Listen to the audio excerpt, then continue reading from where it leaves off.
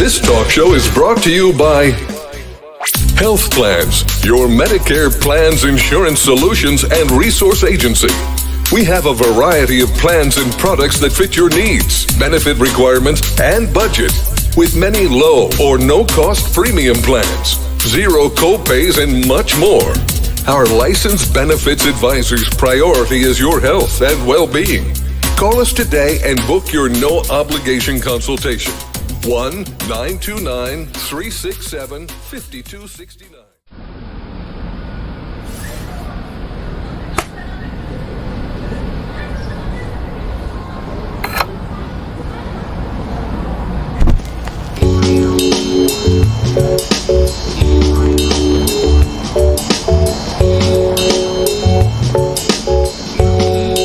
Coming up next is Sales World.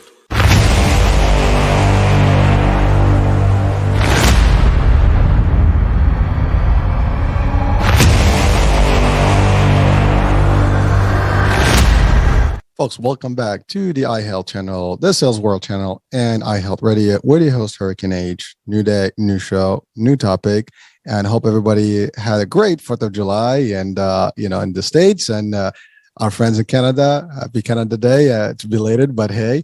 And then, of course, in the world, happy whatever you're celebrating.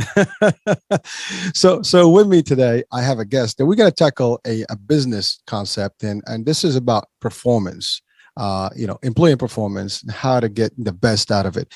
And he is a performance expert, and he does consulting with companies and to help them get to a better place with the employees and get the better outcome from their customers and the bottom line, of course. Everybody is a win-win for all. So without any further ado, I have with me Gregory Offner, and welcome to the show, Gregory. Hurricane, thanks for having me. It's great to be here. My pleasure. And before we get started with the core of the discussion today, now we have a lot. We have about an hour, so we're gonna read in a lot of stuff. Hopefully we can pack it in. But I know your story has a unique angle and something that happened to you, and I just wanted to start with that. So first, tell us about Gregory, his journey. We'll get you into this, and of course, let's talk about that incident that you had that almost kind of stopped your career path and everything else. So how did we start? I feel like there's so much buildup. We just got to get right to it. So in 2015, doctors told me that I had vocal damage that was so bad, if I didn't stop my life and have surgery on my vocal cords, within 2 weeks to 2 months, I would lose the ability to speak completely. I would lose my vocal function. How did we get there? Well, for many years prior, I led a double life. During the day, I was a sales professional. So I built sales teams, I ran sales teams, I was part of sales teams that had international reach and scope, different organizations and industries. But the last 7 years, I had spent in the insurance and consulting, human capital consulting world. At night, I adopted a different name. People knew me as Junior, and I performed in piano bars and as a dueling piano performer all over the world, from Vegas to Paris, New York. I mean, I played on 5 continents at this point. I can't even count how many states and different countries. But so I had this interesting life where during the day I talked all day long. I'd be at breakfast networking events. I'd be working all day. Then I'd be at afternoon and evening networking events. And then on the weekends and some weeknights, I would go and sing at piano bars or I'd travel to piano bars. So my voice was never getting the proper rest that our voice needs. I didn't think about that. I was young and dumb and sort of headstrong, and I would never lose my voice and, never even thought about losing my voice until this day in 2015 when I showed up to do a gig, and my voice was already a bit raspy, but I thought, maybe it's the Marlboro Lights and the Jack Daniels that I, was enjoying the night before. But when I started to sing, nothing came out. Well, something came out, but not what I wanted. What came out sounded more like, and that's not what you want to hear when you're paid to sing professionally. That's probably the worst thing you could hear when you're paid to sing professionally. So I told the manager I had to go. I said, look, you can fire me. You don't have to pay me, but I don't know what's happening. I cannot sing on these vocal cords. And a few days later, I got in to see a vocal specialist. His advice to me was, you can either stop smoking or stop talking, but you have to pick one. So that day I quit smoking cold turkey. That was a very powerful trigger for me to quit smoking. But over the next couple of weeks, my voice still didn't improve. So I went to see another specialist.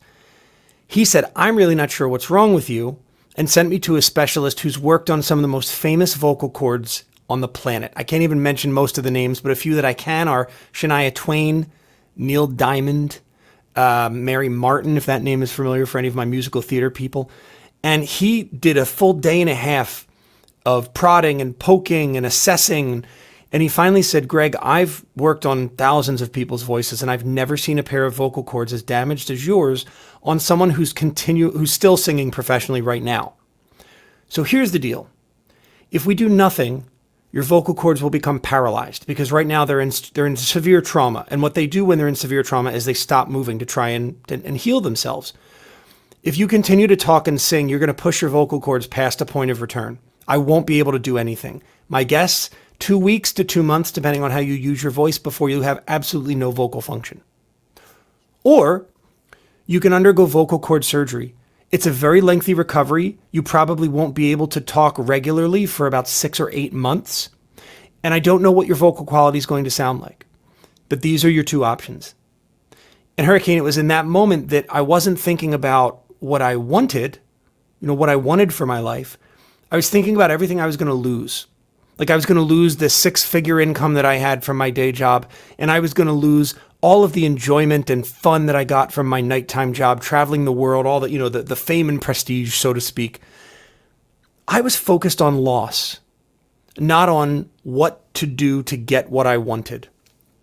And for the first couple of months of recovery, that put me in a really bad spot because I couldn't talk, I couldn't communicate, I couldn't exchange my feelings with other people easily, and I felt really trapped.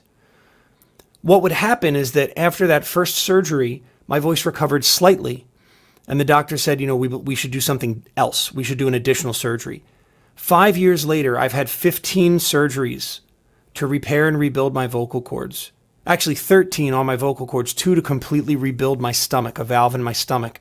Acid reflux for me was a really big part of why my voice got so badly damaged so quickly.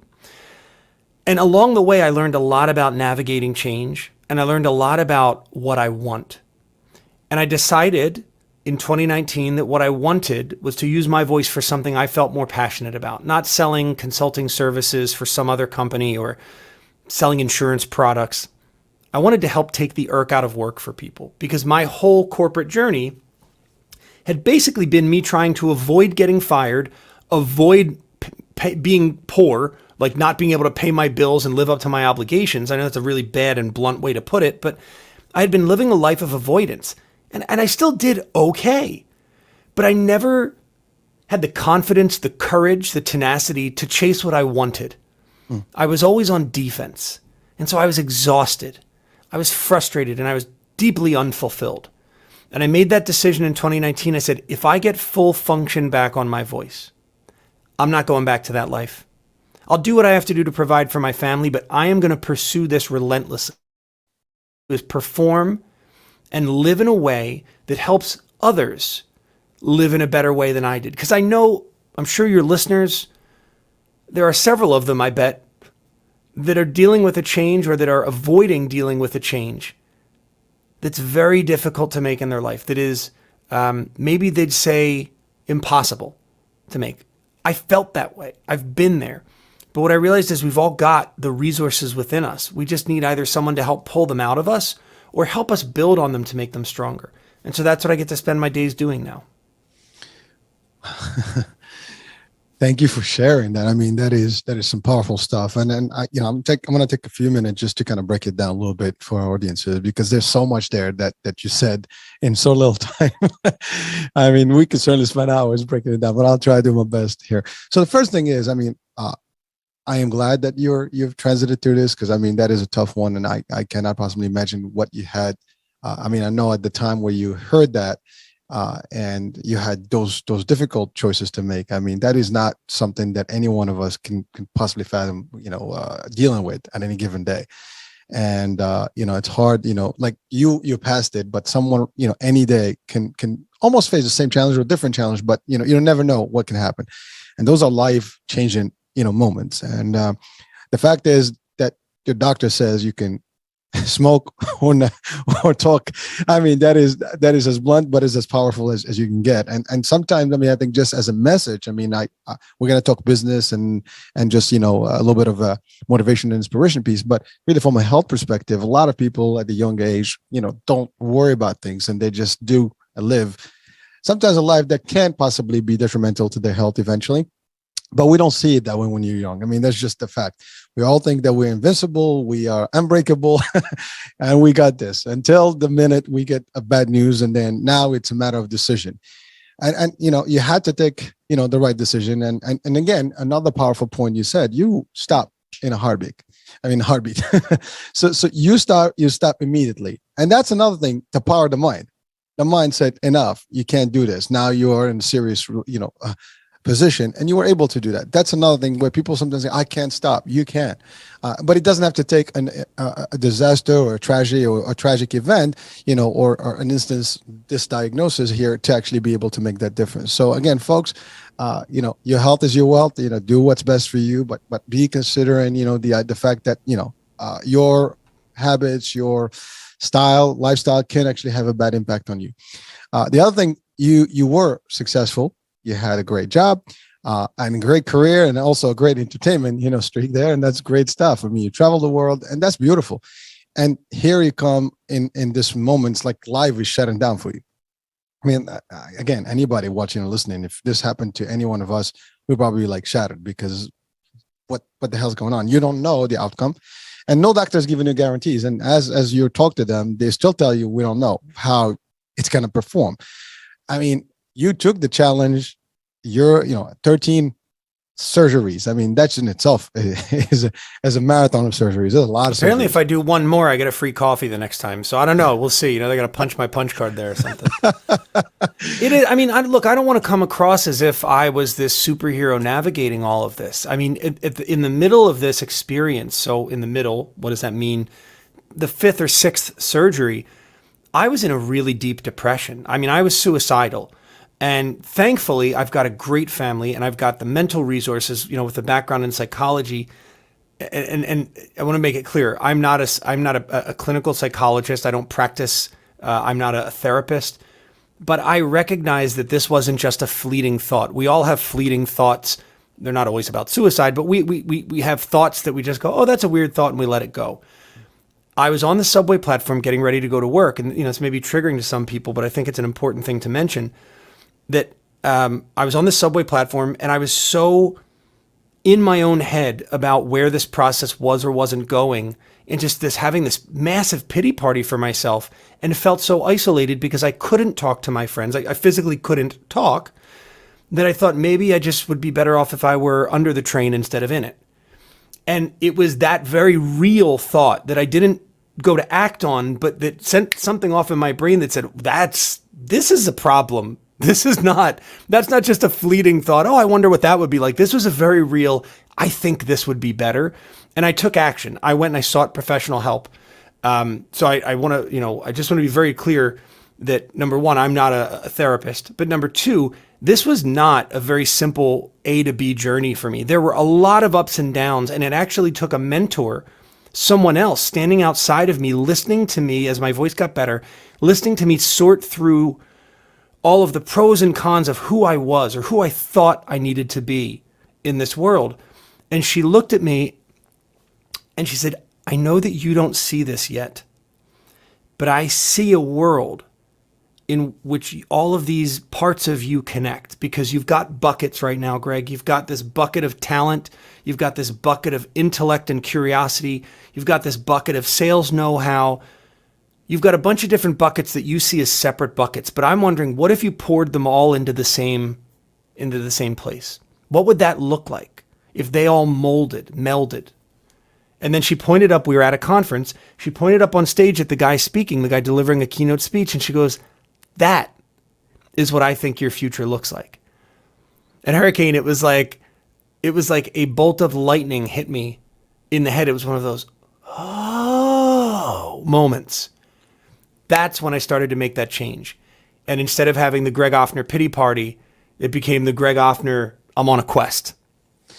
And Greg, I want to thank you so much for breaking that down, because I was going to ask you, like, the journey was not easy and how do you cope with it? And you did actually volunteer that. And it's powerful, because people, no matter any one of us, we all go through tough times, no matter what it is. Some are tougher than others. Could be financial, could be health, could be family loss, can be many things, tragedy. But how we deal with it, sometimes we think that we're invincible again and we can, break through everything. Sometimes it doesn't matter how strong you are. A thought like that can actually be totally irreversible. I mean, all it took is one step, and you would have this discussion would be here, and life would have ended, and it would have been tragic. But and for the way you did it, you recognized it, you immediately seek the help that you needed.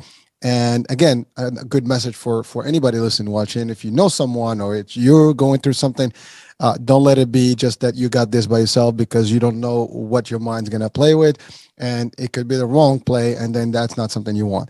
So I really want to thank you for sharing that, because I think that's a big, powerful message in itself to people. And the fact is that person, that therapist, whoever that was there as a support system to help you, was able to guide you and show you the value that will be you, and what your contribution to the world is going to be. And then you started seeing that, you visualized it, and you see it right there. I want to be that person on the podium. And you did. You are doing it. So just to separate. So that wasn't the therapist. This was. Oh, that wasn't the therapist. Okay. No, this was a stranger. I'm a big believer in the power of opening up to strangers, because there's very little at risk for the person who's doing the opening up, because this is someone you don't know, you'll probably never see again, depending on the circumstance. And they don't have any baggage. They don't know any of your friends. They don't know any of your coworkers. They don't know any of your history. A stranger is as objective an ear, generally, as you can get. So, of course, we all bring our own baggage and perspectives into advice. And whenever someone asks me for advice, or I'm mentoring someone, I have to remind them, listen, I have biases I'm not even aware of when I'm telling you what I think. So I need you to take what I say, not necessarily with a grain of salt, but understand that there are biases I can't get rid of that come with what I'm going to say. That having been said, here's what I think. So as long as we can separate that from the advice of a stranger, there's a lot of value in, the cliche example is just go to a hotel lobby bar and sit down. Somebody's going to come in, strike up a conversation, and say, hey, let me ask you something. This may seem a little crazy, but I actually walk my clients through this exercise I call the stranger, which is when and it's a little nod to Billy Joel, one of his songs, because I'm a piano player and singer. But when you're at a crossroads, particularly with your career, that's normally where I'm sharing this with people, but really any crossroads, I tell folks to go take a list to a stranger. Now, here's how you make the list. You get 3 or 5 of your friends, not relatives, not family members, but friends. And you ask them to give you a list of between 7 and 10 attributes or qualities or interests that are uniquely you. So if I did it with some of my friends, I'm sure that playing the piano or musical or entertaining or, wacky would be some of the descriptors that I get. Yeah. So now you've got this massive list, and let's say you did it with 3 people and they each gave you 10. Now you've got 30 attributes. All right. So you cross off any that you don't agree with, because you've got to agree with, what these things are. Yeah. So any that you don't really think are true or that miss the mark, cross them off. Now take that list and share it with a stranger and say, hey, I want you to help me. This is going to sound like a really crazy idea, but help me out with this. Are there professions or jobs or, ways to make an income where you think these attributes or these skills or these interests, where do you see the common thread between all these? And you're going to get ideas you never would have thought of, because somebody doesn't know you. They don't know your baggage. They don't know your history. They're coming at this from an objective eye. And it's a perspective shift, but it's a introspective perspective shift. It's an inventory of your skills and abilities as how they can be applied as seen by someone else. And there's tremendous value in that. And if this mentor hadn't showed up in my life and offered me that value, who knows? Maybe I would have found this career, maybe not. Well, first of all, thank you for clarifying that. I really because I thought it was all connected to the work that the therapy he had, but the fact is, I mean, again, a complete stranger, came your way. And this is the other thing. We think sometimes things happen, by coincidence. And I personally don't believe in such. Things happen the way they're meant to be. And there are people that come across our paths at all levels of our lives. And they're meant for a reason for us in our life. And there's always an outcome that comes, from these things, good or bad. That's a different story. It's, it's depending on your circles and where you are at any given moment. But the fact is that person, I hope that you guys still maybe are your friends now. I don't know, but the fact is he or she made an impact in your life, and that impact is today. You're the real result of that first. And again, it's just an idea. And I love the way you said it. Like the exercise you do, the stranger, exercise. You're right. If you talk to anybody else that doesn't know you, they're just going to give you information. And depending on what that means, you can actually take the extract of it. And that's the other thing. We can take some from here, some from there, and build our own. And that's powerful stuff. And again, remember, you have a background in sales, so you always network and you can chat, you can talk, and you're always, having those discussions. This is something that was in you already, but you explored it based on one pointer. And I think that changed your life for the best. And not only you, now you're changing people's life and businesses' life, and a lot of them. and there's a power to the easy example for me to grasp at, as a musician, is someone whose mom says, "Oh, you're so talented. You should be on Broadway." Or "You're so talented. You should have a recording deal like that. Who is that girl? Taylor Swift? You should have a recording deal like that, right?" Your mom, "Shut up. What do you know? Okay, thanks. I know you love me and you just want to make me feel better." A stranger doesn't care about me. They don't care about my feelings. So if a stranger generally says something like, "Dude, you could be a professional. That's really good." Now, there are all sorts of variables here, but you take that, probably, at least I did, a little more seriously than you do if someone you love or someone who knows you. So I had a story about who could be a keynote speaker, or, who could write a book, or who could do whatever. And the story was pretty simple. If you weren't a famous person, or if you had all your arms and legs, right? You weren't like a quadriplegic or something. If you hadn't climbed Mount Everest, you couldn't be a keynote speaker. And having this stranger look and say, "I see you. I see all the things you've told me that you are, and I think that belongs up there." For me, I went, okay, well, what if it could? Instead of saying there's no way, I said, how could? I started to ask a different question. And as I asked that question, I said, well, I need more information. And I started to interview other people that were current keynote speakers, or that were current coaches professionally, or that owned their own consulting companies. And I asked lots of questions. I must have sat down with 40 or 50 people, either over the phone, on Zoom, or in person. And by the time I was done all those conversations, I realized that the main thing that was contributing to their success was the ability to get gigs and clients right off the bat. And I thought, well, hell, I've been in sales for 15 plus years. That's all I feel qualified to do professionally, is get new clients. So if you're telling me that's the hardest part of this job, hot damn, I'm your man. Let's do it. I knew that I could hire somebody to teach me the other stuff because I'm very coachable. I love to learn. But I thought, wow, if I've already got what, say 70 or 80% of the battle is in terms of being successful in this role, maybe this really is something I can do. And sure enough, pretty quickly out the gate, without a very good speech, at least I didn't think it was very good. Without a very good speech, I was able to get a couple of clients. I was able to start making money. And that was just this, in the healthiest of ways, when I say this, it fueled this addiction in me that, oh my God, can I get another? Can I do it bigger? How can I make it better? I became obsessed with this because it was something that I was good at and I loved. I was pretty good at sales. I wasn't lighting the world on fire, but I wasn't bottom of the barrel. But I didn't love it. I just did enough to get by. I did just enough to not get noticed in a bad way, and didn't care enough to do what it took to get noticed in a good way. That's a pretty sad way to spend the majority of your life, which is the majority of our waking hours as an adult are spent at work. And that's how many people, I won't say most, but many people that I talk to describe their day. They say, try to get through it, man. You show up at 8, do as much as you can, or as little as you can, or as much as you have to get till 5 p.m. And then I go home. I mean, if I saw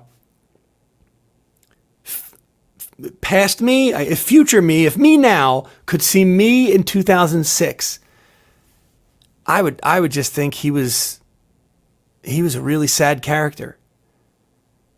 Because I was coping. That's really how I was living life. I wasn't living, I was just coping. I was coping with all of these things that I felt I had to do and stories that I told myself about how the world was. And it turned out that half those stories, if not more, just weren't true. I listened to somebody else. It's like that whisper down the lane, where you start off, the first person who whispers says, I like strawberries. And by the time you get to the end, it's strawberry shortcake is only eaten by Russians, or, I don't know. Like, it's just like, how did you get from here to there? That's crazy. I heard somebody at some point in my life say something and I internalized it. And all of a sudden, somebody else's truth, what they believed, became my reality. And but for this vocal cord injury, I don't think I would have had the confidence or the courage to discover my own reality. Because when life gets moving, that velocity is very hard to escape. It's like gravity. Life has its own type of gravity. Each of our lives has a gravity. And that's why when somebody in your network makes a big change, use Philadelphia. I live in Philadelphia. So as an example, we've got some really impoverished parts of our city. And I work with an organization that goes into those parts of the city and tries to bring music to the youth in those communities and use music as a metaphor for success and achievement in life. And some of those children, despite their best efforts, can't escape the gravity of their community, of their circumstance. Not because they don't want to, but because the people around them don't want them to. Because when you change, it doesn't just change your world, it changes everybody else's who's in proximity. And all of a sudden, where you all might have been like doing okay, now you're doing really well. The people who used to be just doing okay, they see themselves as doing pretty bad because you're up here now. So they sometimes try to pull you back down. The gravity of our life, the velocity of life is very, very, very strong. And I was not in a place where I would have escaped that on my own, where I would have welcomed help to escape it, but for this vocal cord injury. So it is literally the best thing that's happened to me in my life. Isn't that crazy? It is. But it's as real as it gets because, everybody that you would talk to today with a successful story would probably relate to an event, tragic or otherwise, that happened, and it was basically what made them who they were today. It just basically, it's a change, a mind shift, a mindset, change, whatever you want, a perception. But it's an event that takes, the turn, and, this is the new you, and the new you becomes the success story. And it's not, actually, even I can relate to it myself. There are things that happened in my life that gave me, like today, what I'm doing today was driven by an event. Now, it was not as tragic, or dangerous in a way, but it's a job closes, a job this, the other thing, and then you kind of decide to move on and you have a new path. And you choose that path, then you become passionate about it, and the rest is history. But you're right, you took the juices of a message and you kind of broke it down into something that you actually related to and turned it to a whole new world. A new world where you are successful and you also are driving success to other people. Now, you mentioned something very powerful about society, the people, your circles, how they see you, if you want to get out the gravity of that and all that stuff. But he also talked about, the majority of people are stuck and change is very difficult. It's a routine. You wake up, it's the same thing that you do. You're just doing, like you're on getting by, coping. That's life. It is not the best place to be, and because that's where you really are tired of things. You don't perform, and a lot of us, fall into that category. And just in general, we are not. You ask this question to everybody. Everyone wants to be doing what they love. The first thing, some people don't know what that is. The other one, they're stuck because they feel that they have no choice. One thing that happened in the pandemic, and this has been proven over and over, many people took that moment and change their lives. And many are successful past that stage. Now, that was a most, tragic event in the last recent history, and a lot of, turmoil. Yet, a lot of people came out of it victorious and successful and changed their lives and other people's lives. So that is a big deal. You mentioned something about change, right, earlier. So let's talk about that. Someone is on one path. They need to be on this path to be able to change their life, change everything. The ability to do that or the willingness to do that is usually a challenge. Also, this impacts not only you, it impacts your family, impacts your work. Because to your point, I mean, we're going to talk about performance, here. And if you are an employee, first of all, we all are, employees somewhere. It doesn't matter. Even when you own your business, you still work. So you're working for yourself, doesn't matter. You're self-employed. But at the end of the day, you're still impacting lives, either through you're being the leader and you're impacting people negatively, or you are an employee and you're impacting the company and anybody around you, and potentially not giving a good fee to whoever is paying you. You said something about you being an average salesperson. You did good, but you didn't want to do more. You basically stayed off the radar. Steady Eddie, you're doing your thing. Nobody's going to bother you, but that was it. So that was basically just a routine, for you. You did your job. You made enough money. You're happy at that point because you had another set of life, which was your singing, career. And that's your passion. I mean, that's always been your passion. But now you have both. You have that. I'm assuming you still do, right? You still do the singing and the music and all that? Well, yes and no. My voice probably will never get to a spot just because of the damage and the physiological changes. Got it. We'll never get to a spot where I can do the type of gigs that I did before, which were, some were 5 hours long. Ooh. But in the work that I do as a keynote speaker, I have a piano on stage. We're using music in the speech as a metaphor for performance and for change, for engagement, for resilience. We tell stories with music. I mean, if you think about the power of music, like just consider if I asked you to write down the amount of songs or song lyrics that you knew, right? Easily going to be 5, 10, maybe 15, 20 songs where you're like, oh yeah, I know the lyrics to that song, right? What if I asked you to write down poems? How many poems do you know all the words to? I'm not even going to be able to answer that. Roses are red, violets are blue. Here's a card that I just bought for you. Like, come on, how many poems do we really know? It shows the power of fusing the rhythm and the melody of music with words and ideas. Mm. That's why a speech is powerful, but a song is transformational. In a speech, you can share an idea that people may remember and may implement. But by using that hook of music, we now allow our ideas to burrow deep into someone's brain where the guard is down. Because when you're listening to a speech, when you're listening to what's effectively a sales pitch, that reptile brain, our amygdala, is watching for danger. It's on high alert for, what are they trying to sneak by me? What are they trying to sell me? When does the pitch come? Where is it? We're constantly looking for that. We're not looking for a sales pitch. We're not on the alert to have to buy things. We're enjoying a song. The rhythm, someone said, I forget who gave us this quote. They said, without rhythm, we would never have found dance, because we would never move our bodies the way we do on a dance floor without the excuse of music as the reason we're doing it. I mean, think about that. Could you imagine a bunch of people out on a dance floor, gyrating and moving their bodies, but there was no music? You'd think they were possessed. It's a very silly visual, yeah? Actually, I've seen that. I was thinking about those silent raves where everybody wears headphones. Yeah, exactly. Yeah. So it really allows my program to be very impactful for the audience, because in many times they're not really sure what they're getting. Meaning the music is so disarming that folks aren't on the lookout for this controversial idea that work should suck less. They're not even paying attention to that. They're like, oh man, I love that song by Billy Joel. And now that your guard is down, let's talk about what we can do to improve the experience, to elevate the experience of work for everyone you work with. Powerful stuff. I love it. Well, there you go. Again, you didn't veer away from the music. You're still doing it. I mean, you just adjusted to the current situation, and that, see, that's power in itself. You take what you have and you still make it work based on the circumstances you have. That's not, a lot of people don't know how to make that happen, and it's not that they can't. They just don't know, or they haven't. They're scared. You did it, you went through it, and it was difficult, but you made it, and you kept your attachment to your music, and you use that still in your powerful, work that you do today. And that's again, that is kudos to you, and really, really thank you for doing what you're doing, because you are turning people using the stuff that you're passionate about anyways.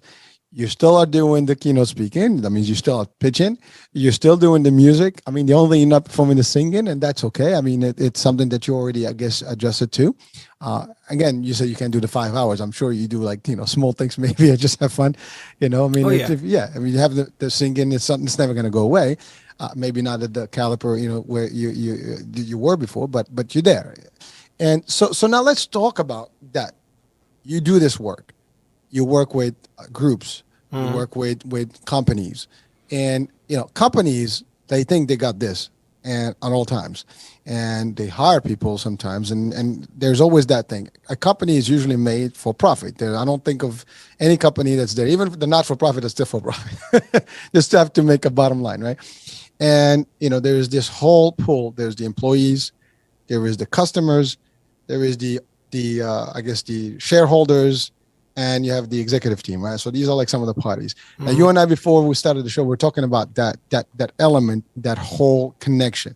Let's talk about that, and let's see how, in your world, how do you work with people to turn this whole thing and have a win-win, formula for everyone?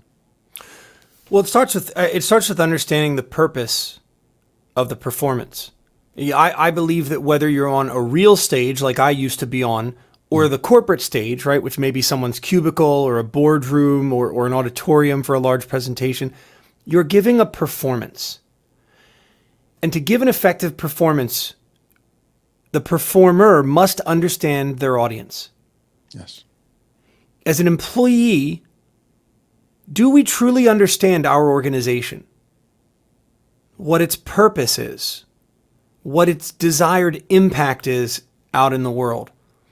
And the way in which it goes about achieving that, or the process, yeah? Mm-hmm. As an employer, or as a leader of people, do we understand that our audience, not talking about marketing like to your end buyer, but your audience day in and day out is really the people you employ? And what I've discovered is that many employers don't actually know their people. There's all these tests like Myers-Briggs and the personality inventory and yada, yada, yada, and they're great. They have their place. But when it comes down to it, when I'm in front of an audience, there are 3 types of people in my audience. I'm talking about when I was at a piano bar. There's 3 types of people. We used to call them keepers, leapers, and sleepers. Right? So the keepers are the folks who just absolutely love piano bars. Every city they go to, they want to go to a piano bar. They're the first one up to hand in a request. They're singing along, clapping along to every song. They're going to be there all night. They are there for a show. Boom. We love our keepers. But if I'm honest, an audience full of keepers is not only hard to get, they're hard to manage, because everybody wants their minute in the spotlight. Everybody wants their we've got more requests than we can handle on the piano, and somebody generally goes away disappointed that we didn't play this obscure song from the 1930s that they were excited to hear. It happens. But keepers are an important part of the night. Then we had our leapers. These are like the bachelor or bachelorette parties that come in, the birthday parties that come in, the divorce parties that come in, the people who are there to start the night off, or we're a stop along the way, but we're not the ultimate destination.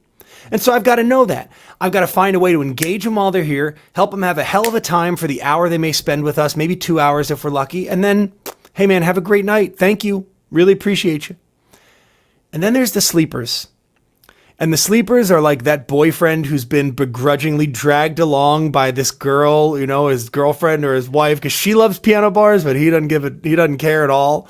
Or it's the person who's one of the groomsmen or one of the bachelorettes who just is part of, they're there for the night, but they absolutely hate the party and they can't wait. They're trying to turn the group into leapers so that they can go somewhere else. My job is to connect with those sleepers and get them excited about something. And in some cases, it's to recognize that, look, they're not bothering me. I'm not going to bother them. Just leave them alone. You know, that table that they park themselves in the back of the piano bar, they don't want to be bothered. They don't even know if they like this place yet. They're just kind of checking it out. You know, I was a sleeper when I went to a Tony Robbins event.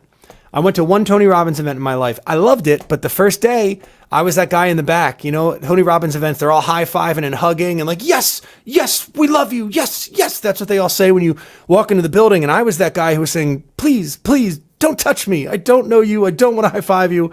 I'm not rah-rah. I'm just here to watch.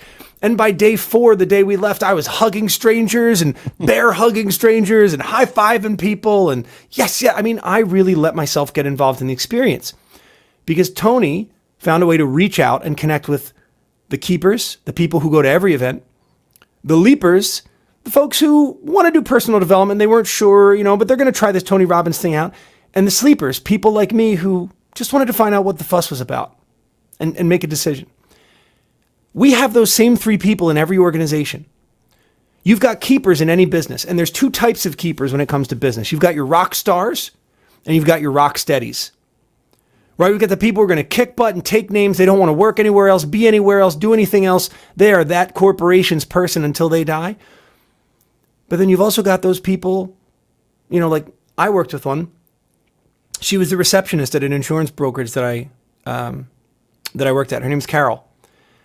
And she loved her job. She got to know every single one of us by name, loved saying hi, was always there to give us advice, give us the inside scoop on the company. Carol left at 5 every day. She was there on time and she left on time. She didn't want to come in any earlier. She didn't want to leave any later. Didn't really want to go the extra mile, but that's okay because she was dependable. Every business needs those rock steadies just like they need their rock stars. Those are your keepers. In business, your leapers are the people who are they're building career capital. They're trying to get somewhere else. And they know that to do that, they may need something that you've got. Maybe it's a name on a resume. Maybe you're a big company like Apple, right? And someone who's a software engineer at Apple knows that they can go to a smaller shop, you know, get maybe big ownership equity, get a big title, chief technology officer. They're at Apple to leap to somewhere smaller, maybe, yeah? Or maybe they're at that small shop doing really, you know, baseline entry-level work, really trying to grind their, grind their teeth, so to speak, and get some business experience so that they can make the leap to Apple. Mm-hmm. And historically, the way we've treated leapers as a business community is not good. Once we find out that they don't really want to be here, that they're not totally bought in and 100% committed to our company, we want them out. Hey, buddy, lots of people would love this spot. So either become a team player, drink the Kool-Aid, or get out. And that's a missed opportunity. So the last group are our sleepers. And to me, sleepers are the number one biggest untapped potential every organization has. They're dormant talent. Their talent just waiting to be woken up by a leader, to connect them with a purpose, to connect them with an impact. A leader's job is to take those sleepers and wake them up. And you know what? Some of them are going to wake up and go, oh, this isn't where I wanted to be. You know, kind of like I have a buddy who fell asleep on the MTA once in New York. And he told me that it was very jarring when they reached the last stop and the conductor woke him up and he was like, hey, who are you? Why are you touching me? Oh, why is it dark in here? Oh, because I'm in the bus depot. Yeah, this isn't where I'm supposed to be. And sometimes as a leader, when we wake up the sleepers in our organization, they're going to have that same reaction. But that's okay. To grow, sometimes we've got to let go of the folks who just don't want to be here. And typically, employers engage me, organizations engage me in these conversations about retention, about employee engagement. And in many cases, I find the organizations are quite selfish. Maybe selfish is the wrong word. That's a strong word. Let's say self-centered, self-interested. Now, there's nothing wrong with creating a profit, but a profit is a result. A profit is not the goal. It is a result. What is your goal? Your goal is to deliver a product or service that changes the lives of your customers, that meaningfully improves their life. And that is not synonymous with you making a profit. If you do it right, a profit should follow, but you've got to focus on the impact. And so let's look at our people. When we talk about the goal of retaining our people. What is the benefit to your people? What is the benefit to your people of you retaining them? How does it help them? In many cases, it's this I want to keep conversation that leaders have with me. And we have to slow down a bit and really reframe this idea of retention as, okay, but what's in it for your people? Like, why do they want to stay? The second part of that is engagement. And let's think about relationships. If we treated our intrapersonal engagement, right? Like, I don't know if you're married, I'm married. You know, if my wife and if I said, look, let's get engaged. Let's get engaged. Now, here's the thing. I'm still going to date other people. You know, I'm going to reserve my option to go on first dates and just interview others, just in case, you know, there's a player, I want to upgrade my bench strength. And if at any given point in time, you're not meeting my needs, I'm going to go ahead and I'm going to give you 2 weeks notice because this is an at-will relationship. You know, you can leave whenever you want, of course, but I can leave whenever I want. What kind of commitment is that? So businesses love to use the word engagement, but do they mean it? Because engagement is a precursor to marriage. I don't think that's what they really mean. That is some serious, powerful stuff. And I, as you speak, I can see and relate to a lot of the stuff throughout my career, and I've seen it happen, and I've seen companies really losing it. There's so much of that, as a matter of fact. And you said it, I mean, the level of different employees you have can make a difference. Understanding who they are. Not everybody works the same way. Not everybody has the same pace or speed, and you can actually tap into any one of those. I actually use that personally. I identify certain skills and I put them in the right roles and give them the opportunity to really, flourish and make it. And it works. I've had so many success stories with those particular approaches. Now, I'm not saying I'm the best, but I apply some of these techniques and I can see them. But you're right. In the corporate world, it is about the business profitability. And sometimes that's on the detriment of the talent. I can say, I mean, I've left companies because I saw that there was that they were just about them. They lost that value where you were actually important to them, and therefore they're not important to me either. Mm-hmm. You see, and that's a powerful thing, because when you think about it, like, employees do gauge sometimes how they're being, seen and valued. If they feel that the value is no longer there, they're going to look somewhere else where they're going to be valued. And then you lose that talent. Talent acquisition is so hard to get, especially these days. And when you have the right, to your point, raw material, somebody that's workable, you don't want to just disengage them and let them go. You want to make them succeed. And by the way, that's what makes leaders. That's what makes other people grow in companies and career paths. That's the other thing, security. Some people come to the company, they want to stay there, to your point, but they want to have the ability to see themselves grow. If they see, to your point, this is just an engagement thing and we might just be dating right now, they're not going to see themselves for long term, and they start looking. And if they're looking, they're not working. So let's talk about that, because you brought up a really interesting point in terms of what does this do to talent, right? What does the recruitment pipeline look like? I think that leapers are the best source of recruitment for any organization. Here's what I mean.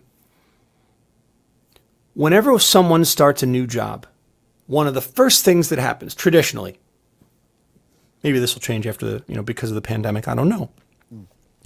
But one of the first things that happens is you go to lunch with your coworkers. And invariably at that lunch, they want to know about where you worked. Now, one of two things is going to happen in this conversation. You're either going to say, oh my God, it was a nightmare. I couldn't wait to get out of there. I'm so glad that I landed here. Oh my God, you just don't. This one guy, Bob, he was and you just go into this, S-talk session about the place you used to work. Or if an organization helps its leapers leap, if leaders say, look, real talk, I get that you may not want to be here forever. I get that when I ask you where you see yourself in 5 years, the answer may be somewhere else.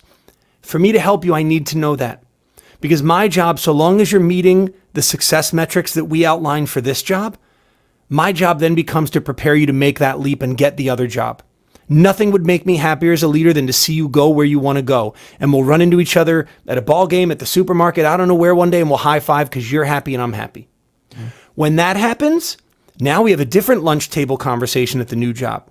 They say, hey, tell me about where you worked. Oh my God, I have never been in a place that encouraged me to come and get this job. They were so happy to help me get this job, set me up with the skills I needed to make this leap. if I ever had the chance to go back and work there again, I would absolutely love it. It's one of the best places I've ever worked.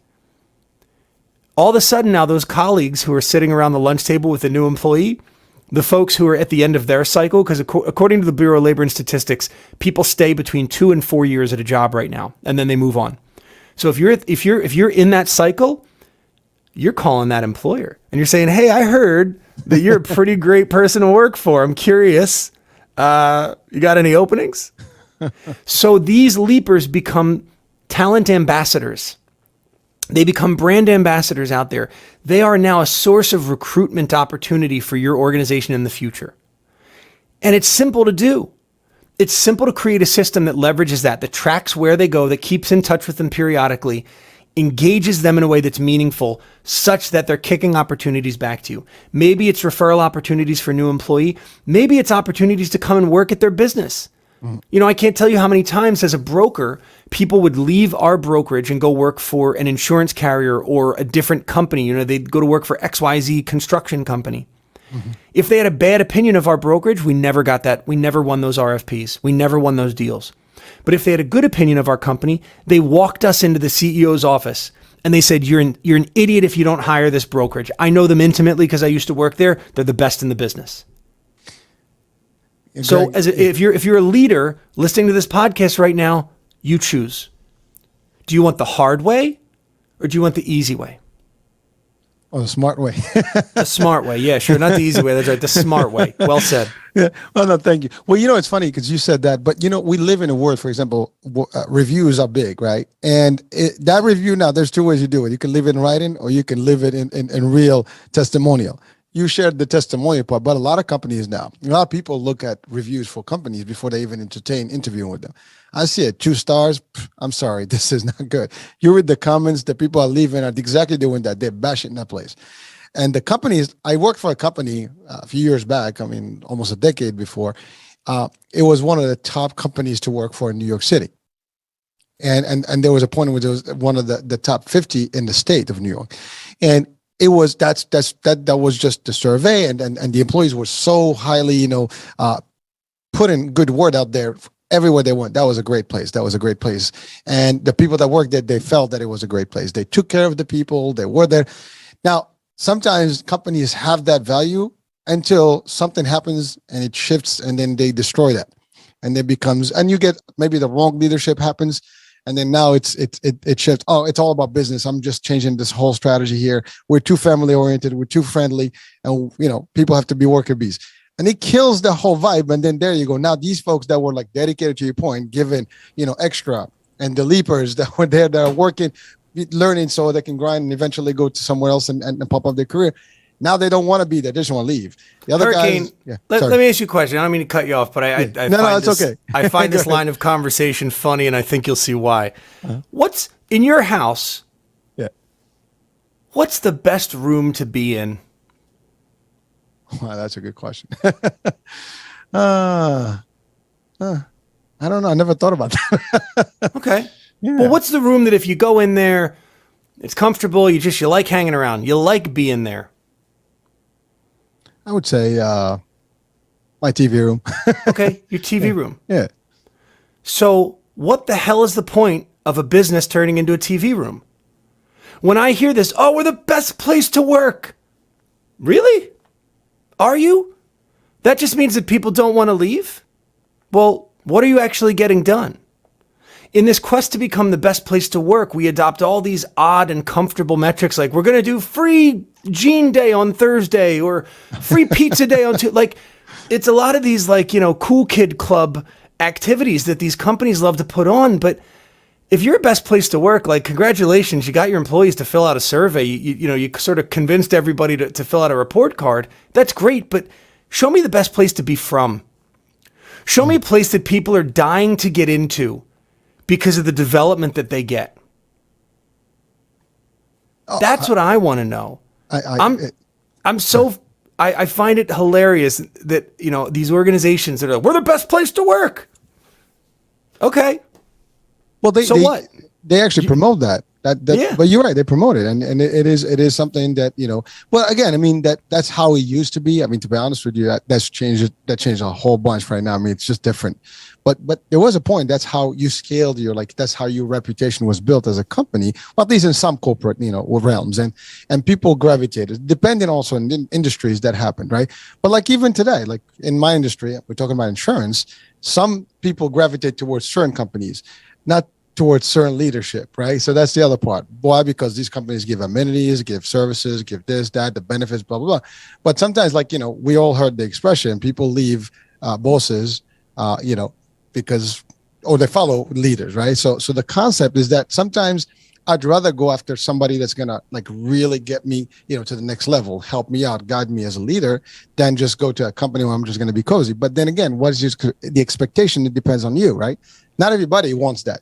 To your point, some people want just to be there. They just want to be there, collect the check, done. Some people want to do more. And those are the sleepers. Sleepers show up for a check. Leapers show up because they're building career capital. And keepers show up because it's a calling. And I'll tell you, I'm not under some illusion that everybody's got to love their job. I am not the rah-rah cheerleader. You got to love what you do. No, you do have to love something about your life, something that's creating growth and progress for you. So I have a daughter. I love my daughter. My life is not measured solely by her success. That's her life. I want to set her up to be successful, and I will be proud and supportive and do whatever it takes to help her be successful. But my life needs to have progress too.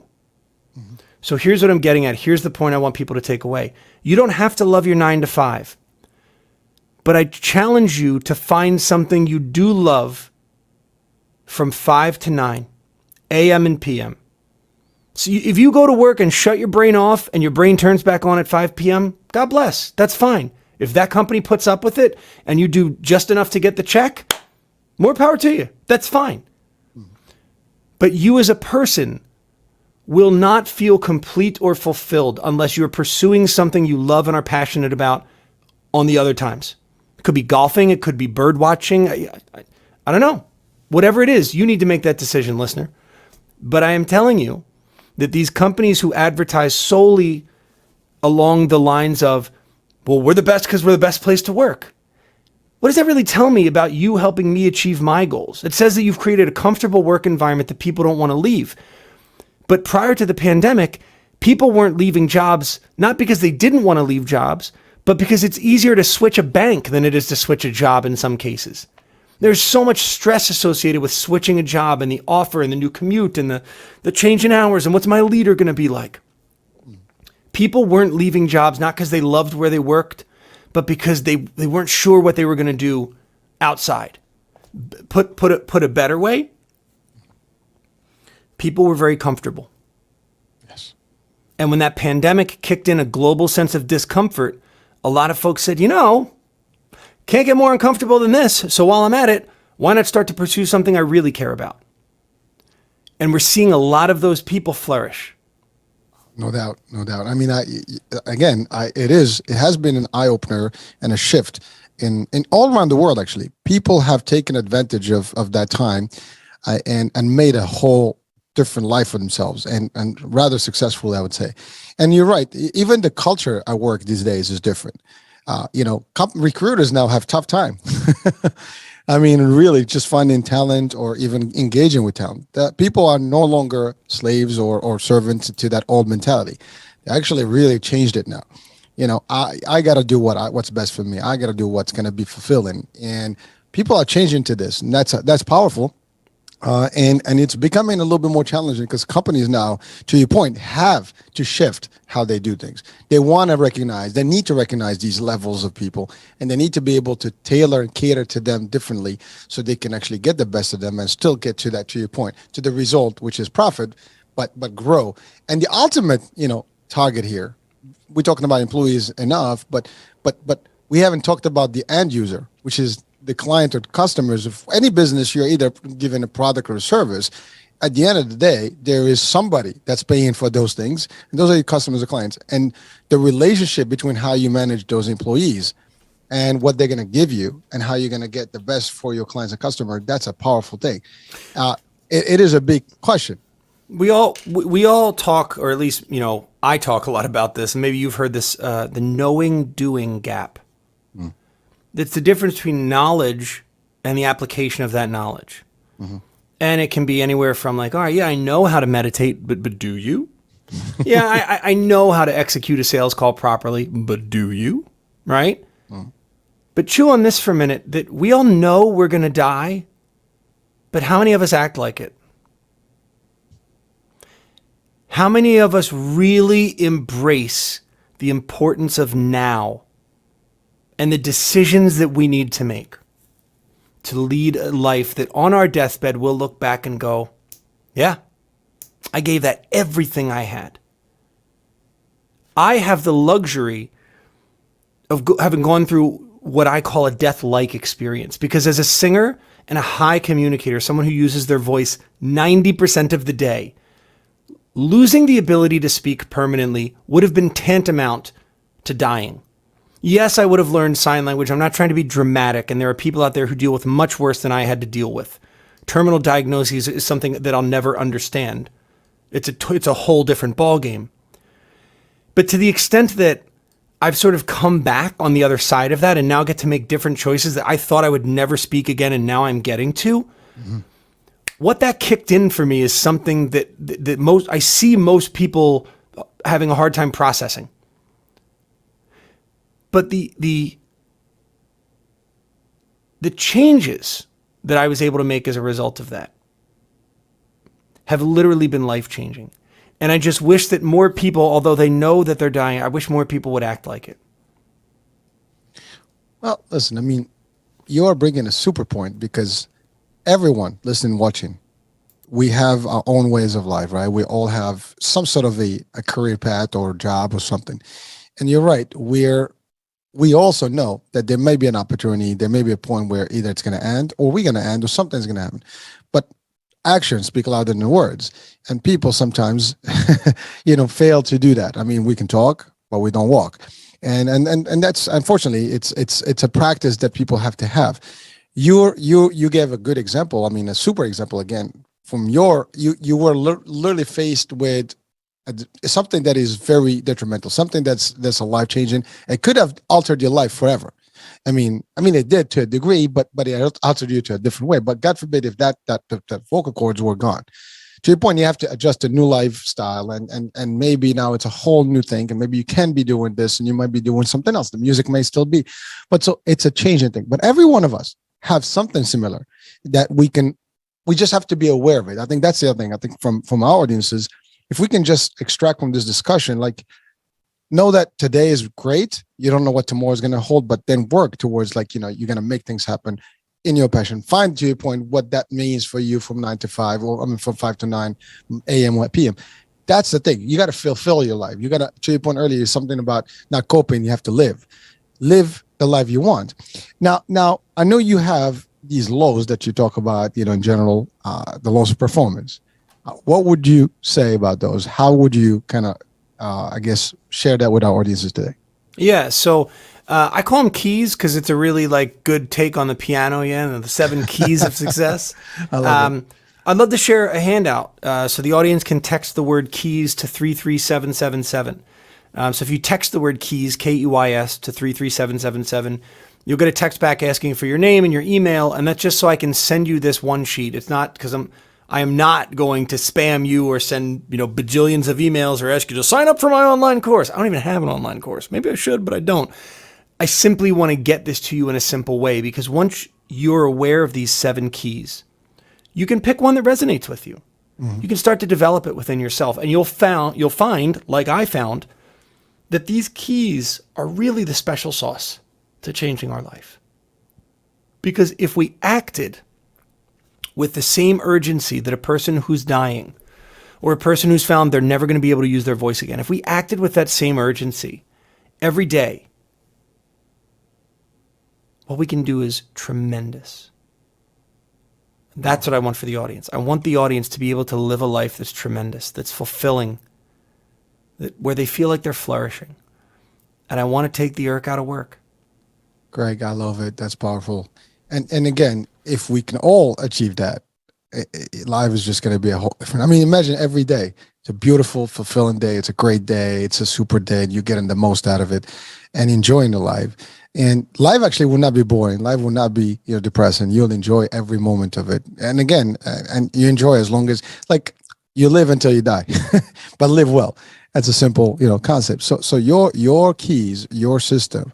And by the way, I'm almost positive, and I haven't seen those keys, but I'm sure they cover almost every personality or different angles for a lot of different people. So it should literally cover all of us out there. Right? Yeah. So, I'll tell you what they are. They're curiosity, drive, energy, focus, gratitude, attitude, and belief. And the last two, I'll just clarify real quick for people. Attitude is the way others see you, and belief is the way you see yourself when you look in the mirror. Two very important components of that program. So check it out. Well, listen, folks, text it. The number was again? Text the word keys to 33777. 33777. That's it. Keys, and we'll get the keys to success, to a better life. I love it. So Greg, I know we're coming to the end of the show here, but how do we interact with you? I mean, if audiences wants to actually, whether they're companies or individual that want to, I'm not sure, first of all, do you work with individuals or just strictly corporations and I guess leaders from corporations? It depends on the opportunity. I'm open to talking to anyone because I love to meet people and understand what drives them, why they perform. But generally, I do work with organizations, and I'll work with the leaders within them or the people within them. I think we're all leaders. I mean, this could be a crazy way to look at the world, but we either lead the person we see in the mirror or we follow somebody else. So I think we're all natural born leaders. It's just, do we take up that mantle? You may have several people that you lead, but at the end of the day, you still got to look in the mirror and lead that person. So we're all leaders, no matter what role you have in an organization, no matter how old you are, how experienced you are. But I generally work with leaders in organizations and with the organizations themselves to create a culture of high-performing, highly fulfilled people. Generally, the best way to get in touch with me is through a direct message on LinkedIn, Instagram. I kind of post like one-off thoughts on Twitter, but I don't really interact in the DMs there. So LinkedIn, Instagram are kind of where I play the most. I'm not really on Facebook at all. Or my website, which is GregoryOffner.com. All right. So check it out. That we will. And by the way, I will have the link to it. So on the description of the show, so people can actually link up to it. Your picture will be on the show as a guest. And once they click it, they go right to your site. I love it. So it's all about you, man. And the show will also be linked to you. So folks, listen, we had a great time today. I hope that you've learned a lot. I think Greg, you've delivered a lot of powerful stuff. And key messages, key pointers, and I think what doesn't matter who you are in a corporation, this will resonate with you somehow and will help you adjust at least your vision and how you see things around you, and you probably can apply differently going forward and really make a difference for yourself and for your company if you work for someone, if you're the leader for your employees and your customers. At the end of the day, you'll wind up in a win-win for everyone. That's right. So Greg, it is a pleasure to have you today with us here, and I really had a great time. Any last, I guess, words of wisdom before we close today?